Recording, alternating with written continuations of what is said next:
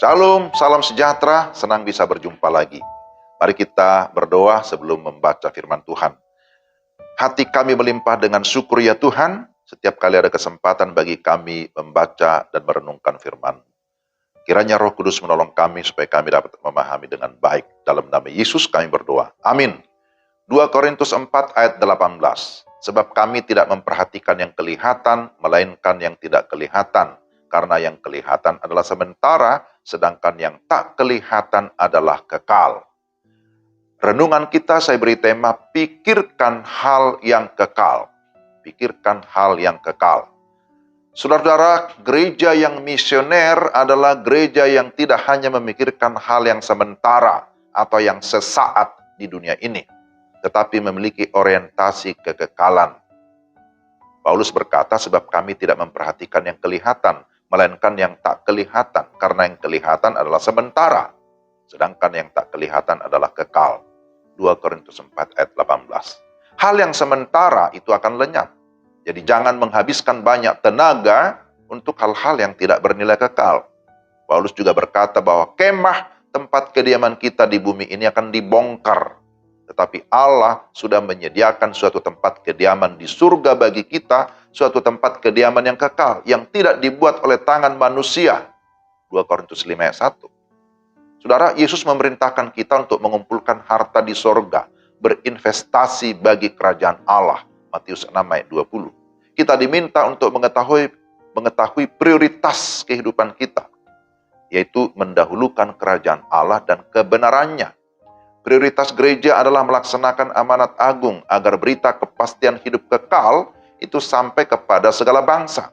Maka dalam rangka misi itu, apapun yang kita berikan atau yang kita lakukan, lakukanlah untuk Allah supaya Dia dimuliakan. Setiap hal yang kita lakukan dengan motivasi agar Allah dimuliakan, itulah yang memiliki nilai kekekalan.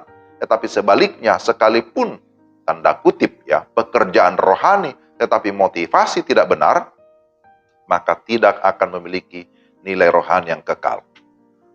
Jadi ingatlah bahwa amanat agung bukanlah saran agung, bukan himbauan, tetapi perintah yang bersifat keharusan dan itu sifatnya mendesak. Pemberitaan Injil berkaitan dengan hidup dan matinya seseorang. Jadi kesempatan harus dipergunakan sebaik-baiknya. Kita sering menyanyikan lagu hidup ini adalah kesempatan. Berapa lama kesempatan itu kita tidak tahu. Saudara, banyak orang mencari alasan agar tidak terlibat dalam pelayanan atau misi. Ada yang berkata, saya masih muda, saya tidak fasih bicara, saya tidak pantas, saya tidak punya keahlian, saya masih sibuk, masih banyak yang lain yang lebih pintar, yang lebih bisa daripada saya. Nanti saja setelah saya belajar dulu, masuk STT dulu, atau setelah anak menjadi besar, dan setelah sudah tidak sibuk lagi, setelah sudah pensiun, dan banyak alasan untuk menghindar dari pelayanan. 1001 macam alasan. Akan tetapi sekali lagi bahwa Tuhan memilih gereja untuk melaksanakan misinya. Tuhan memilih kita untuk diselamatkan tapi menjadi alat keselamatan. Tuhan memilih orang-orang percaya untuk terlibat dalam pelayanan, terlibat dalam misi. Dia mau gerejanya terlibat dalam misinya. Matius 10 ayat 38-39 berkata, barang siapa tidak memikul salibnya dan mengikut aku, ia tidak layak bagiku. Barang siapa mempertahankan nyawanya, ia kehilangan nyawanya. Barang siapa kehilangan nyawanya, karena aku, ia akan memperolehnya. Karena itu saudara, mari kita dengan sungguh-sungguh memikirkan hal yang kekal. Memprioritaskan hal-hal yang bersifat kekal.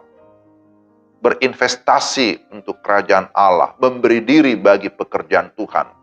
Saudara, ini tidak berarti bahwa kita mengabaikan hal-hal yang kelihatan atau yang sementara atau sesuatu yang bersifat fisik, bukan itu. Tetapi mari kita menjalani kehidupan ini dengan mengetahui apa yang menjadi prioritas orang-orang percaya, bahwa kita harus mendahulukan kerajaan Allah dan kebenarannya. Amin. Kiranya firman Tuhan hari ini boleh menggugah hati kita, menolong kita supaya kita sungguh-sungguh memikirkan terlebih dahulu hal-hal rohani, hal-hal yang bernilai kekal, yang sungguh-sungguh memuliakan Tuhan. Mari kita berdoa. Tuhan, terima kasih untuk firman-Mu, mampukan kami untuk melakukan dalam hidup kami tiap-tiap hari. Dalam nama Tuhan Yesus. Amin. Demikianlah renungan kita hari ini. Tuhan memberkati saudara sekalian. Selamat berakhir pekan. Salam.